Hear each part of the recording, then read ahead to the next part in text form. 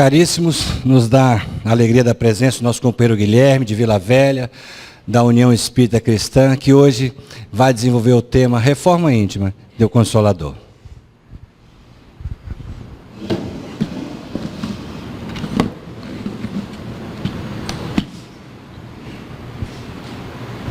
Boa noite.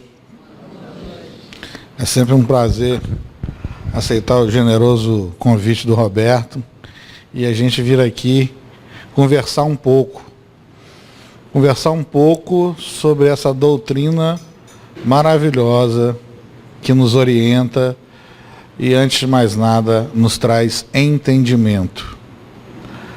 Afinal de contas, por que estamos aqui? Porque estamos vivendo as experiências que estamos vivendo. Porque estamos vivendo as angústias que estamos vivendo. E porque estamos vivendo as felicidades que estamos vivendo. Será que temos as respostas para tudo isso? Será que a gente já sabe, já internalizou estas respostas? Todo mundo aqui é espírita, nós temos não espíritas aqui também. Parece que todo mundo são espíritas. Mas não tem problema, porque a conversa de hoje é sobre justamente isso. Né? Para que eu estou aqui? Né? Por que a gente vive tudo isso? A resposta geral é bastante simples, porque aquele que me criou, simples e ignorante, ou seja, sem nenhuma complexidade e sem nenhum conhecimento, me ama profundamente. Me ama de uma forma que eu sequer consigo definir, mal conceituar. Mas essa inteligência suprema que me criou, um ser imperecível, quer que eu seja profundamente feliz. Mas também, por me amar profundamente, ele respeita as minhas decisões. Apesar dele ter criado o universo, que a gente sequer faz ideia do tamanho, a gente sequer faz ideia da complexidade profunda que é essa natureza na qual estamos inseridos. Esse ser, essa inteligência, respeita a minha vontade, mesmo estando eu restrito a um círculo de ação extremamente pequeno. Eu estou preso a um corpo, eu estou preso a um local, a um tempo, e este é meu círculo de ação. Mas mesmo assim, ele respeita as minhas decisões, ele respeita as minhas escolhas, mas ele também respeita as escolhas dos meus irmãos. E para que possamos um dia vivermos como tal, ou seja, como irmãos, a gente tem que vivenciar algumas experiências para que a gente consiga entender profundamente aquelas questões que a gente colocou no início. Essa convivência.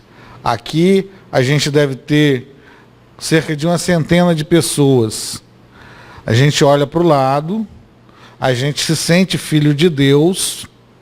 Todos aqui se consideram filhos de Deus. Sim, né? Agora você olha para o lado, você está vendo um irmão? Conscientemente sim. Mas você está sentindo o irmão? Você faria por ele tudo que um irmão faria pelo outro? Não precisa responder para ele, não. Essas respostas, elas são pessoais e intransferíveis. Porque a gente sabe conscientemente que todo mundo aqui é irmão, mas eu não os vejo como meus irmãos. Eu, Guilherme, não os vejo. Eu sei que são. Já é um começo. Já é um passo pequenininho naquela reforma que a gente vai falar. Eu preciso de olhar para vocês e senti-los, vivê-los como irmão, independentemente de eu já me lembrar ou não de tê-los encontrado alguma vez. Pelo simples fato de ter na minha experiência de vida, inserida na minha experiência de vida, a ideia de que eu sou um filho de Deus, mas ela também. Ela, ele, todos aqui encarnados e os desencarnados também. Que a nossa diferença para eles é só porque nós estamos presos num corpo. Não tem diferença alguma da gente para todos os desencarnados que estão aqui, nos ouvindo, como todos vocês. Eu estou usando um corpo de matéria densa. Ele está usando um corpo de matéria sutil. Só isso. Quando a gente desencarna, eu não fico melhor nem pior. Eu só colho o plantio voluntário que eu fiz nessa encarnação. Eu só vou estar melhor ou pior o tanto quanto eu me esforcei para tal. E às vezes, a maioria de nós aqui precisa de muitas e muitas encarnações para dar pequenos passos na direção dessa felicidade que o nosso Pai espera de nós. E esse mesmo Pai amoroso, bondoso, justo e criador, causa primária de todas as coisas e de todos os eventos que nos cercam, né, quer que nos sintamos como irmãos. E por isso é que ele coloca diante de nós o irmão difícil, o chefe chato, a sogra complicada. Diante de nós temos experiências profundas para nos entendermos como tal, como irmãos.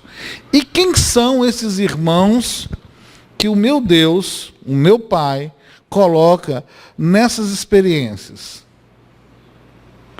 Se ele é extremamente justo, extremamente seria pouco, né? Infinitamente justo, infinitamente amoroso, ele me ama infinitamente. O ser que criou o universo ama a mim infinitamente. É infinitamente justo, é infinitamente poderoso, tudo pode interferir nas condições e nas circunstâncias. Por que ele me coloca em situações assim? Porque ele coloca diante de mim nada mais, nada menos do que um espelho. É um espelho a nossa vida. Tudo que a gente vê no nosso exterior está refletindo tudo aquilo que tem dentro de mim. E eu não consigo olhar para dentro e enxergar. Então, se eu vivo num mundo de injustiças, salvo raríssimas exceções dos missionários, que são poucos, eu ainda tenho injustiça no meu coração. Mas quantos de nós aqui é capaz de olhar para dentro de si e achar essa injustiça que eu vejo no mundo? Quantos de nós aqui, e não precisa responder em voz alta, é capaz de olhar para dentro de si e ver a corrupção que eu vivencio no Brasil? Estamos encarnados no Brasil. Tem dentro de mim, sim, tudo aquilo que eu vivencio. Ou Deus, o meu Criador, que tudo pode, que é infinitamente sábio, infinitamente amoroso e infinitamente justo, errou comigo. Se ele não me colocasse nas experiências que refletem as coisas que eu preciso mudar em mim, ele está errado. Eu, pessoalmente, ainda prefiro ficar com a resposta de que ele está certo. Eu é que ainda preciso entender os seus pensamentos, os seus desejos. E admitir que dentro de mim tem muita coisa a ser mudada. Que eu não sou aquele ser que está tudo bom, já está tudo resolvido, eu já sou bonzinho, eu já frequento a casa espírita, né? Eu já falei que eu acredito em Deus, que amo Deus, mas o Evangelho do Cristo, que é a notícia boa que ele veio nos trazer, não é um código de adoração de um Deus vaidoso, orgulhoso. Ela é uma receita de experiência de vida. Tudo que a gente aprende aqui, na casa espírita, é para ser vivenciado do portão para fora. Tudo que o Cristo nos legou de conhecimento, e a doutrina espírita veio esclarecer e aprofundar, é para ser vivenciado em todos os instantes das nossas vidas. Eu não tenho uma vida religiosa, uma vida profissional, uma vida pessoal, uma vida social. Eu sou um ser complexo, que experimento todos esses ângulos da vida, mas eu sou um só. Eu tenho que ser bom, bondoso e buscar o bem e a justiça em todos os instantes da minha vida. Não existe duas vidas para o espírito. É uma vida única e maravilhosamente infinita. Porque se um dia saímos das mãos de Deus Pai, nosso Criador, nunca mais pereceremos. Deus não tem criações transitórias. Tudo que Ele faz com seu amor é perene. Tudo. As leis mais profundas da natureza são divinas. As mais superficiais são os Cristos, ou os Devas da teologia hindu. São agentes criadores da sua obra, que fazem, mas que um dia se desfaz. Assim como um planeta que a gente vive. Um dia foi construído, mas um dia vai refazer. Vai demorar alguns bilhões de anos ainda, gente, calma. Nós teremos tempo para exercitar a reforma íntima. E prosseguindo, a reforma íntima, que convite é esse que essa doutrina que os Espíritos revelaram e Kardec codificou, nos convida pessoalmente. É o convite mais difícil que eu já tive na minha vida. É essa reforma íntima que o Espiritismo, quando eu tive contato, me convidou. Porque, antes de mais nada, como diz o texto, cada homem tem a vida exterior conhecida e analisada pelos que o rodeiam, e a vida íntima, da qual somente ele próprio poderá fornecer o testemunho. Eis aí um grande desafio feito a cada um de nós, que a gente consiga olhar no espelho da minha alma, que são essas experiências que eu vivencio no dia a dia. que são os meus tormentos, as minhas felicidades, os meus prazeres, as minhas dores, e enxergar quem eu sou de verdade. Não é quem eu gostaria de ser, quem eu gostaria que os outros achassem que eu fosse, que o meu chefe, a minha esposa, meu irmão, o meu companheiro da casa espírita, o meu amigo. Não, é quem eu efetivamente sou. Eis aí, para mim, Guilherme, um grande desafio. Até porque, na condição de encarnado, a minha memória está bem debilitada. A minha memória espiritual.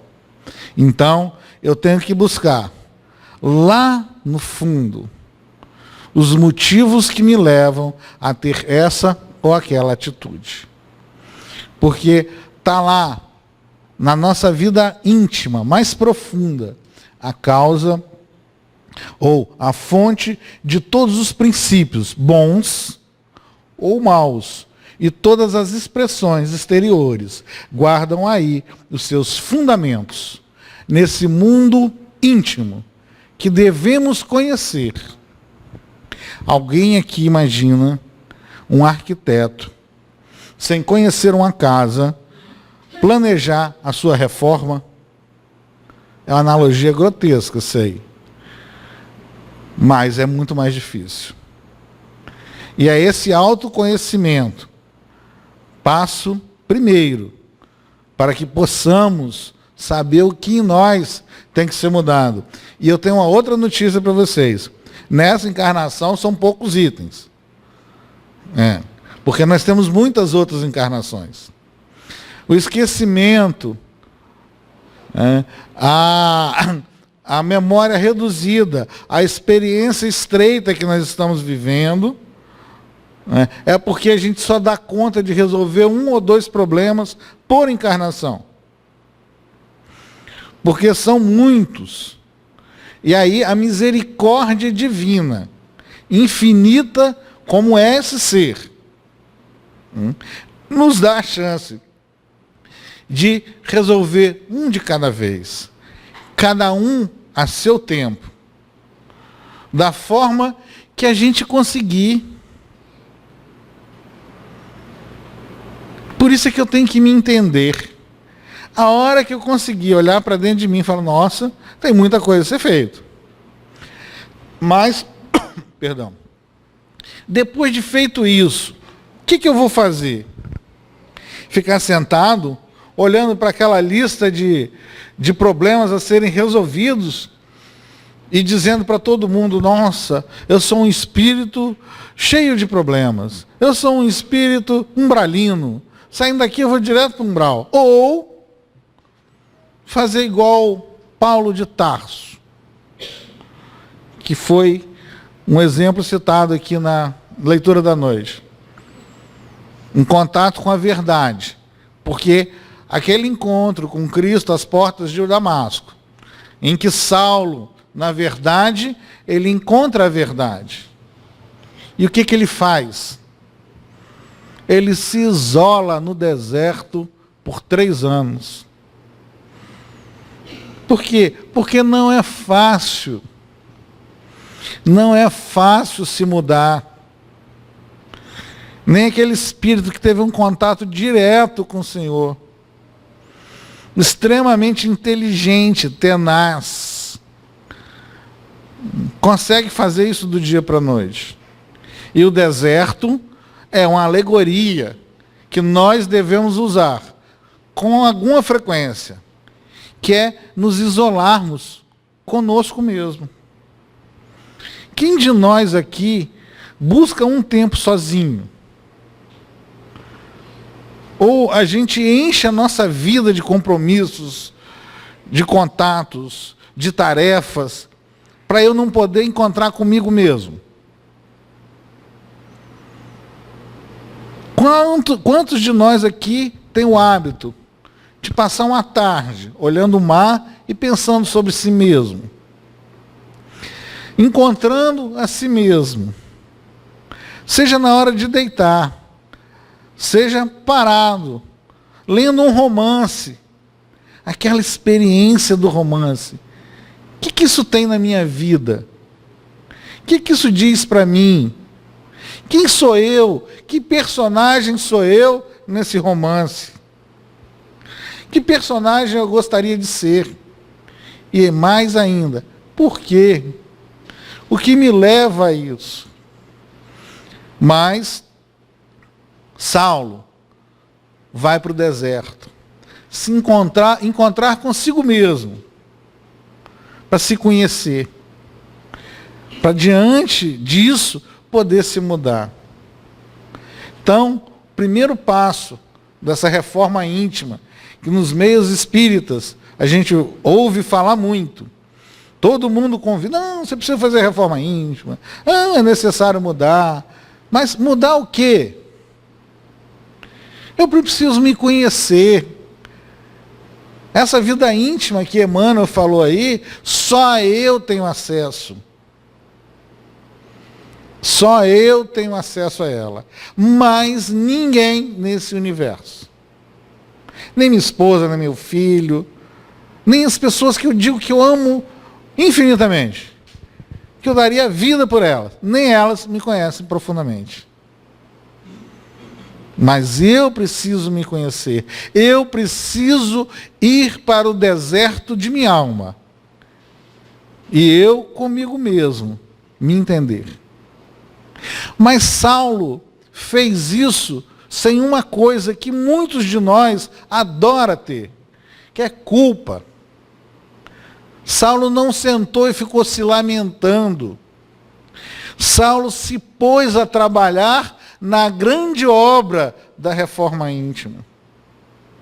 Ele não sentou e ficou se lamentando, eu tenho um monte de problema. Eu matei Estevão a pedrada. Eu forjei o julgamento. Eu persegui aquele homem. Ele não ficou se lamentando, não. O que ele fez? Foi mudar.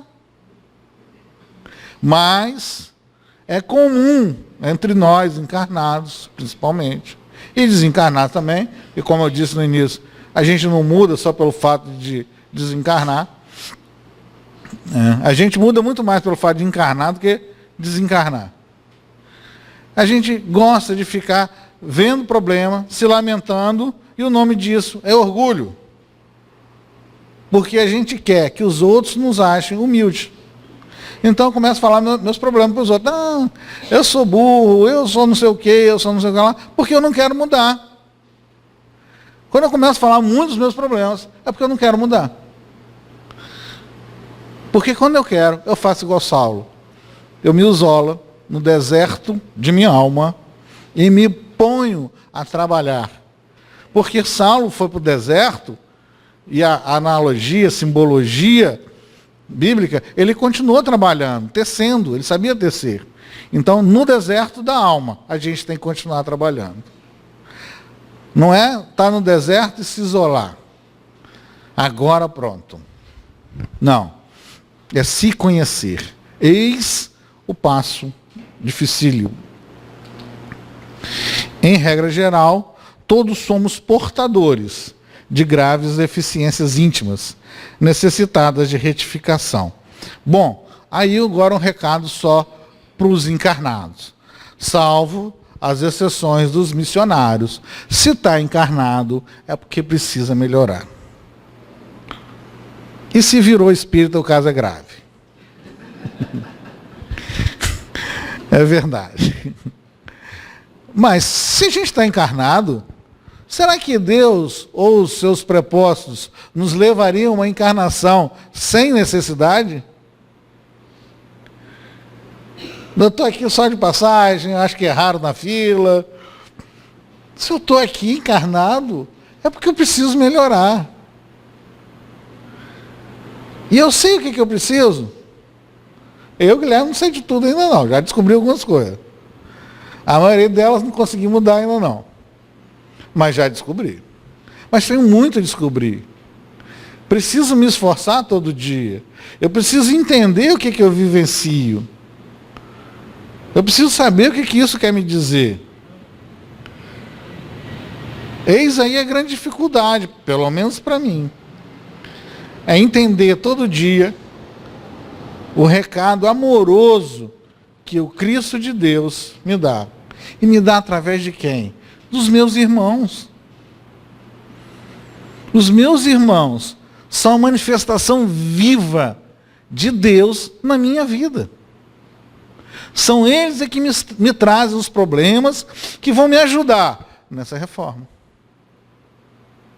São eles que me trazem, vamos mudar a expressão, que me trazem as experiências que eu tenho que vivenciar. Experiências que vão me ajudar nessa reforma. E o objetivo dessa reforma nada mais é, nada menos é, do que ser feliz. Eu preciso ser bom para ser feliz, porque está na minha origem divina. Eu sou herdeiro do cara que criou o universo. Mas como todo herdeiro, ele tem que se habilitar no inventário. E para eu me habilitar no inventário de Deus, tomar posse do meu quinhão de universo, eu só preciso de uma identidade. Eu sou bom, mas ser bom na massa do sangue, como diria um ex-professor de física meu. Tem que estar na massa do sangue. Tem que fazer parte de mim ser bom em todas as situações. Não é só com meu filho, com meu pai, com a minha mãe que eu adoro. É com aquele irmão que ainda está na sombra da ignorância, fazendo o mal, muitas vezes por prazer. É ser bom com ele mesmo. Tem um filósofo, acho que é Goethe, que disse que se eu tratar alguém como ele é, ele vai continuar sendo o que ele é, e não o que ele poderia ser. Mas, se eu tratá-lo como ele poderia ser, ele então se transforma naquilo que ele pode ser.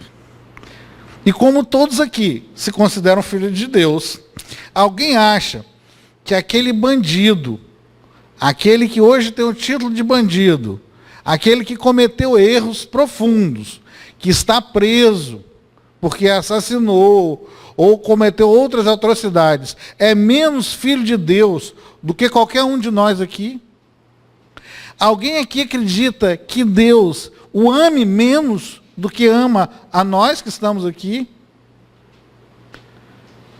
Alguém acredita que todos os nossos irmãos que estão passando experiências aspérrimas, dificílimas, que muitas vezes a gente olha e sequer acha que é gente, né? Alguém acha que Deus o ama menos? Que ele é diferente de mim na condição de filho de Deus? Alguém acha que Cristo ama menos ele? Como diz Emmanuel lá em Consolador, Deus considera seus filhos transviados como incursos em vastas experiências. E nós estamos nas nossas. Porque ninguém aqui pode dizer com toda certeza que há algumas encarnações atrás nós não estávamos fazendo as mesmas coisas que hoje eu recrimino. Mas se eu tratá-lo como ele é, ele vai continuar sendo o que ele é, e nunca o que ele poderia ser. Eu acho que eu posso um dia ser um espírito perfeito, e ele também. Quem aqui duvida que Hitler vai ser um Cristo um dia? Aquele espírito que encarnou como Hitler. Vai ser. E talvez mais rápido do que muitos de nós. Porque enquanto a gente está aqui na nossa caminhada lenta, esses espíritos sofrem tanta dor e são tão profundamente inteligentes que quando acordam para o bem, tem um salto enorme. Muitas vezes resolvem seus problemas em uma encarnação. Querem um exemplo? Aquele que a gente acabou de falar, Saulo de Tarso. começa a encarnação, forjando julgamento, perseguindo cristão, matando os outros a pedrada. Termina a encarnação sendo recebido pelo Cristo. E nós recriminando os nossos irmãos. Agora, alguém que duvida de que Deus é justo, se eu estou convivendo com eles, é porque ainda tem dentro de mim um pouquinho disso tudo que eu estou vivenciando. Senão Deus não seria justo. Ou então ele errou comigo. Né? Acertou com vocês, mas comigo errou. Né? E continuando, para dar tempo de a gente terminar a palestra. Mas o trabalho de purificar não é tão simples quanto parece. Será muito fácil ao homem confessar a aceitação de verdades religiosas, operar a adesão verbal a ideologias edificantes. Outra coisa, porém, é realizar a obra da elevação de si mesmo, valendo-se da autodisciplina, da compreensão fraternal e do espírito de sacrifício. Aí é que entra eu olhar para o meu irmão e senti-lo como irmão. Aí o sacrifício já não é tão grande.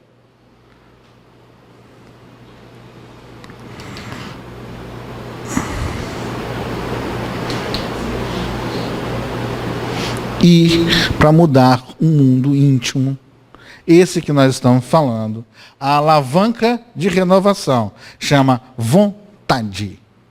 Eu tenho que ter vontade de mudar. Porque se eu estou adorando ser como eu sou, se eu acho que se todo mundo no mundo fosse igual a mim, o mundo seria um paraíso, eu não vou mudar nunca. Eu tenho que ter vontade para mudar. Eu tenho que querer me mudar. E Papai do Céu respeita as nossas decisões. Se eu demorar 1000 anos para querer mudar, o que acontece? Nada. Você vai ter tantas encarnações, tantas experiências, encarnado ou não, que precisar. E se eu quiser demorar 1 milhão de anos? Não tem problema. Porque Deus tem a eternidade para te esperar. Tempo não é um problema para Ele.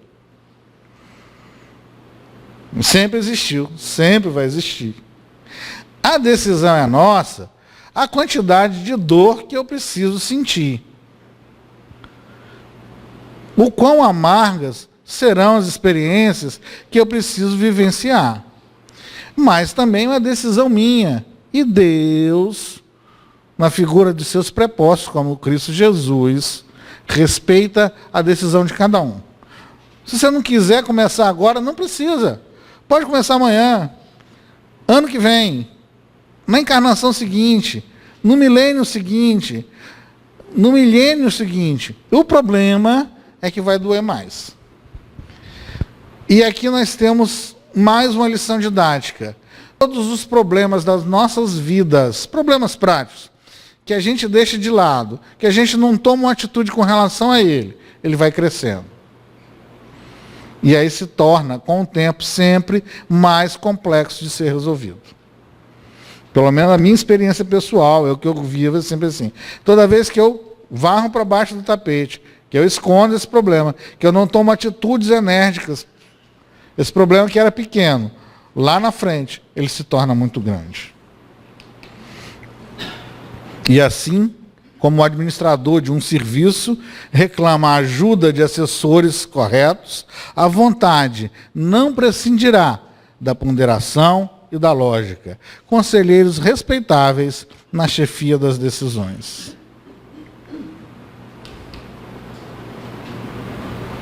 E eis uma das perguntas mais inteligentes do Livro dos Espíritos. Todas elas são maravilhosas. Aliás, as respostas do Livro dos Espíritos sempre estiveram no seio da humanidade. Se a gente for ver os Vedas hindus de 4000 a.C., todas as ideias de reencarnação, de melhorar, de ciclos de reencarnatório, já estão lá. A Kabbalah judaica é quase que a obra do livro, a obra de Kardec, lógico, com toda a feição e a alegoria religiosa daquele momento. Mas as perguntas do Livro dos Espíritos são aquelas que a gente vive querendo fazer. E Kardec faz uma pergunta que, às vezes, num primeiro análise, muitos de nós podem achar até infantil. Ele pergunta: se eu colocar de lado os defeitos e os vícios, acerca dos quais ninguém se pode equivocar, falo, isso aqui é defeito, isso aqui é vício, né? Qual o sinal mais característico da imperfeição? Ou seja, eu pego um espírito, tiro todos os defeitos, todos os vícios. Como é que eu sei que ele é imperfeito? O que o torna imperfeito? Será que são os defeitos ou os vícios? A gente viu aqui, já no texto, que não são os defeitos ou os vícios que nos tornam imperfeitos, mas os que nos levam a ele. O que nos motiva a viver esses hábitos? A expressar esses hábitos? Porque os nossos hábitos exteriores nascem no mundo íntimo. Emmanuel nos trouxe isso aqui. Então, qual é a causa disso? O interesse pessoal. Qualquer atitude por exterior, por mais bela, por mais altruísta que possa parecer, se foi motivada por interesse pessoal, esse é um espírito imperfeito. Então não são as atitudes exteriores que eu tenho que reformar, mas o que lhes dá causa. Muitas vezes eu me comporto maravilhosamente bem durante toda a encarnação, porque eu quero um lugar em nosso lar. O que me levou a ser bom, belo, bondoso, caridoso? Interesse pessoal. Adiantou muita coisa? Alguma coisa sim. Kardec fala que já é um progresso, mas que não é esse o nosso objetivo. É muito melhor que eu erre, que às vezes eu cause dor não por necessidade de fazê-lo, por prazer de fazê-lo, mas que eu assuma e tente me corrigir. Que isso nasça de dentro para fora. A reforma íntima, ela é íntima porque ela é lá dentro. Ela não é exterior. Ela não é um conjunto de regras que, se eu seguir, está tudo resolvido. Não é. Ela não é uma receita de comportamento. E eu vos digo com toda segurança, se vocês um dia chegarem na casa espírita e alguém começar a falar que você tem que fazer isso ou aquilo, ditar regra de comportamento, você pode dizer que isso não está em nenhum lugar da doutrina espírita.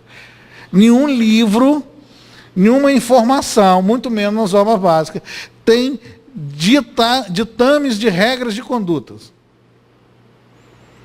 Ah, você tem que usar cabelo comprido, cabelo curto, você tem que vestir assim, vestir assim. Não tem. A única coisa que tem é o que o Cristo falou. Né? Você tem que ser bom. Ponto. O quão bom? O quão bom eu conseguir ser. Eu tenho que ser o melhor espírita? Não. Eu tenho que ser o melhor espírita que eu consegui ser. Eu tenho que ser o melhor pai? O melhor pai que eu consegui ser. Porque o meu grande adversário não é o meu irmão. O meu irmão é a alavanca de melhoramento para mim. O meu grande adversário sou eu mesmo. O meu grande adversário está em eu querer movimentar aquela vontade em favor de mim mesmo. Em eu querer usar a vontade e não os desejos, os prazeres momentâneos. E aí vão os títulos, as honrarias, né, os serviços que eu quero que prestem para mim. O Cristo veio à Terra como guia e modelo para servir. E todos nós queremos ser servidos. Todos nós estamos movidos pelo interesse pessoal. O Cristo veio à Terra precisando de acertar alguma coisa na personalidade dele. Ele viveu a experiência que alguns de nós aqui conhecem mais profundamente. Porque precisava passar por aquilo? Ou foi para nos ensinar? O interesse estava nele ou estava na gente? Ou está na gente? Ele cria esse planeta. Ele coordena bilhões de espíritos até hoje, para criar o teatro no qual nós vamos viver as nossas experiências. Trabalha dia e noite, como ele mesmo falou. Meu pai trabalha até hoje, e eu também. Para o nosso bem. É esse o nosso guia e modelo. É esse o nosso objetivo. É para amanhã? Não. Mas se eu começar hoje, aqui e agora, eu vou chegar lá mais cedo. Porque eu não consigo mudar nada em mim, nem ontem e nem amanhã. Mas agora, sim. E a única coisa que eu preciso mudar agora é me botar na direção de me melhorar. Não é ficar bom amanhã. Ninguém vai entrar na encarnação cheio de problemas, sair do outro lado, espírito perfeito. É resolver uma coisinha de cada vez. Mas todo dia resolver alguma coisinha. Eu li há pouco tempo, em algum lugar, não me lembro, que a gente superestima o que eu consigo fazer em 1 ano. Mas eu subestimo o que eu consigo fazer em 10 anos. Se eu estudar meia hora por dia, todo dia, ao final de 1 ano, eu estudei 182 horas e meia. Ao final de 10 anos, 1.800 horas de estudos. Meia hora por dia. Em média. Então, ao final de 10 anos, eu fiz um curso universitário inteiro. Com 1 horinha todo santo dia. Estou falando só de estudar. Se eu me movimentar na direção do bem, lá dentro, nós não estamos falando de expressões exteriores só não. Lá dentro, no nosso íntimo. Um pouquinho, a cada dia, no final de 10 anos, será que eu vou estar melhor? Eu daqui a 10 anos, não pretendo ser o Guilherme que eu sou hoje. E sei que muitas dores estão nesse caminho. Então, o interesse pessoal é o que nos torna imperfeitos. E eis aí o grande desafio. O que eu estou fazendo? É por interesse pessoal? Quando eu faço bem, é por interesse pessoal? Gente, olha só, isso é um processo. Não é para ninguém ficar se culpando, porque eu sou movido por interesse pessoal. Eu sou, todos nós aqui somos. Mas nós temos que começar, um pouquinho só, a colocar isso nas nossas mentes. Um pouquinho só, sem culpa. Culpa só serve para imobilizar. Culpa, Haroldo Dutra Dias, grande palestrante, a maioria de vocês deve conhecê-lo, diz que culpa é sinal de orgulho grande. É você querer ser juiz da sua própria causa. Enquanto que o único juiz que existe é Deus, é você querer se colocar no lugar de Deus. Não é você que se julga. Então paremos com culpa. Culpa não serve para nada. Porque eu não consigo resolver absolutamente nada sentindo culpa. Mas tomando ações proativas, sim. Me conhecendo, sim. Culpa não serve para nada. E não existe nenhum texto espírita, se vocês lerem isso, que te leve a sentir culpa. A não ser, os textos espíritas te convidam à mudança. E aí, mas é só até as 10 horas hoje, né? Não, então. O que eu tenho que mudar? Num livro chamado Nos Domínios da Mediunidade, André Luiz, ele relata o discurso de um espírito chamado Albério, em que Albério vai nos dizer que a ideia não é o pensamento, é um ser organizado por nosso espírito, a que o pensamento dá forma, porque o pensamento já é material, já é consequência da ideia, e ao qual a vontade, aquela alavanca de renovação, imprime movimento e direção. E o que somos nós? Nós aprendemos na doutrina espírita que eu não preciso de uma família, eu não preciso de um time de futebol, de um emprego, de um título, de um nome, de um grupo religioso, eu não preciso pertencer a nada disso, na verdade eu não preciso sequer de um corpo para existir. Então, o que sou eu? O que é esse ser imortal? O que é esse ser que vai abandonar esse corpo daqui a pouco, logo, né, porque está pesado, né, e vai seguir sua jornada para o infinito, senão do conjunto de nossas ideias resulta a nossa própria existência. Eu sou um conjunto de ideias. Que ideias? Que são as ideias que precisam ser renovadas. E quem mais do que ele, o nosso mestre, veio nos ajudar a renová-las? Aquele que criou o planeta Terra nasce entre a gente numa manjedoura que servia comida aos animais. E implanta aí a ideia de humildade. Esse mesmo espírito, na carpintaria nazarena, traça a ideia do trabalho. E nas bodas de Caná, anuncia a ideia do auxílio desinteressado à felicidade do próximo. E no socorro aos doentes, cria a ideia de solidariedade. No sermão das bem-aventuranças, plasma a ideia de exaltação dos valores imperecíveis do espírito sobre a exaltação passageira da carne. E esse espírito continua no Tabor, revela a ideia de sublimação. E no Jardim das Oliveiras, quando ele diz: Pai, afasta de mim esse cálice, mas que não seja feita a minha vontade, mas a sua, ele esculpe a ideia da suprema lealdade a Deus.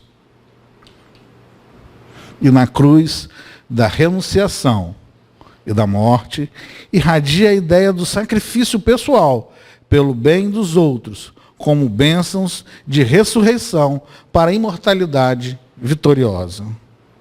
Eis as ideias que devemos orbitar em torno delas. As ideias às quais o Cristo de Deus encarna para nos legá-la. É em torno disso, meus irmãos, que nós devemos. Ele obrigou alguém a vivenciar essas ideias? Ele simplesmente nos convidou. Sempre nos convidou. Há 2000 anos ele veio aqui, viveu uma experiência humana. Jesus é a face humana de um espírito crístico, que está tão longe da gente, que a gente também não consegue definir, pouco conceituar. Mas Jesus é a face humana. E vou mais além. Com todas as vicissitudes que nós vivenciamos nesse corpo, ele também vivenciou. Fome, dor, desejo, tudo. Porque se ele encarnasse entre a gente e não passasse pelas mesmas vicissitudes que nós passamos, que exemplo seria esse? Ah, você pode se entregar para a cruz, eu não sinto dor, então... Não, sentia dor. Todas as vicissitudes que nós vivenciamos, ele também vivenciava. Só que ele tomava a decisão correta. E ele não nos obrigou a tomar decisões corretas. Ele exemplificou a cada um de nós aqui como se deve vivenciar essas experiências das quais nós falamos aqui no início da nossa conversa. Com essas ideias aí, de humildade, de auxílio desinteressado, de solidariedade, de renunciar à própria vida de encarnado. Porque aí também ele anuncia a ideia da imortalidade. E ele começa fazendo isso lá no monte no Sermão do Monte, que é a primeira palestra que ele faz, a primeira doutrinária que se tem notícia, né? Lá no Sermão do Monte: bem-aventurados os que sofrem, porque serão consolados. Bem-aventurados os mansos, porque herdarão a terra. Um dia, esse planeta será um planeta de mansos. Não a mansitude subalterna, não. De mansos ativos. Aqueles mansos segundo a vontade de Deus, que farão o bem. Não é ficar parado, não. Somos hoje responsáveis pela ideia do Senhor no círculo de luta que nos situamos. E é indispensável a procura do Cristo para que a ideia do Cristo viva em nós. Procurar o Cristo não é ficar lendo o Evangelho segundo o Espiritismo. Não é ler a Bíblia e saber todo o Novo Testamento de cabo a rabo. Procurar o Cristo é vivenciar essas ideias na minha experiência diária com os meus irmãos mais difíceis. É conseguir ser justo nas horas em que eu estou sofrendo a maior injustiça. É conseguir entender que o meu sofrimento tem consolo e tem propósito. É conseguir entender que todo irmão aqui encarnado, do meu lado, é uma experiência divina para que eu aprenda. Isso é procurar o Cristo. O Cristo, na minha prática diária, está nela, está nele, está em todos vocês. O meu Cristo está em cada rosto que está aqui. Encarnado e desencarnado. Está em cada coração que cruza o meu caminho. Aí está o Cristo de Deus em nossas vidas. É nesse irmão que eu possa tornar a vida dele um pouquinho mais céu, é que está o Cristo.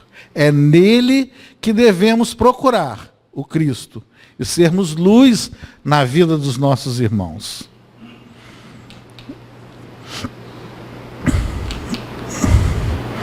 Eis que o Consolador prometido, né, a porta sobre a terra. Mas vamos pular aqui porque a gente está sem tempo já.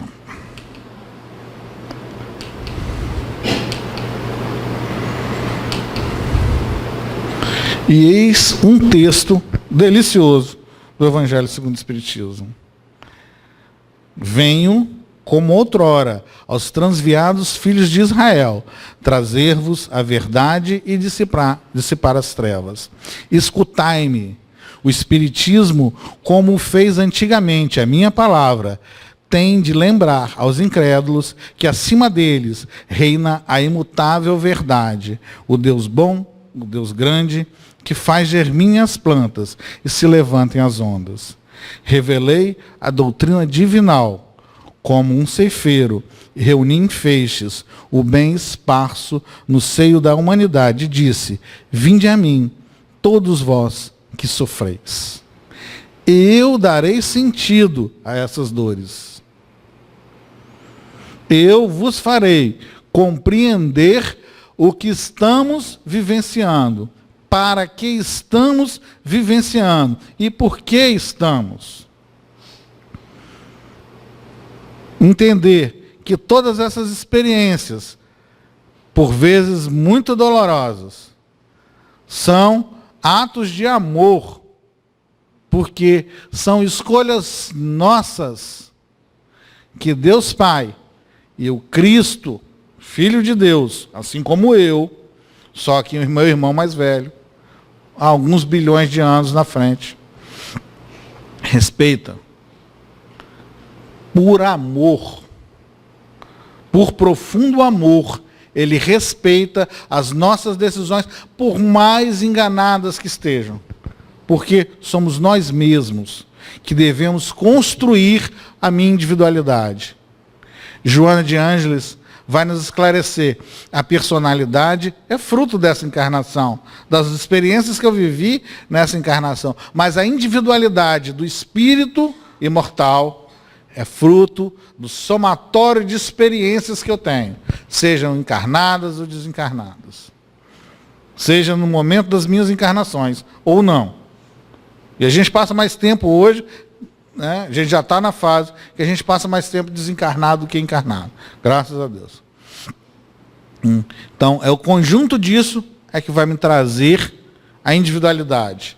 Eu sou um ser único no universo que abriga uma infinitude de outros espíritos. O universo está povoado de espíritos. A toda hora são criados novos espíritos. Sempre foram. Então existe um número infinito. E eu sou único no meio disso. Por quê? Porque eu me construí. Eu vivi cada experiência decorrente das minhas escolhas. Eis porque Deus respeita a escolha de cada um de nós. E para a gente encerrar, que o tempo já nos pede isso, um aviso do nosso irmão mais velho. Venho instruir e consolar os pobres e deserdados. Venho dizer-lhes que elevem a sua resignação ao nível de suas provas, que chorem, porquanto a dor foi sagrada no Jardim das Oliveiras, mas que esperem, pois que também a eles, os anjos consoladores, lhes virão enxugar as lágrimas. Esse texto é do Espírito de Verdade, está no item 6 do capítulo 6 do Evangelho segundo o Espiritismo. Ele falou que vai acabar com a dor de alguém?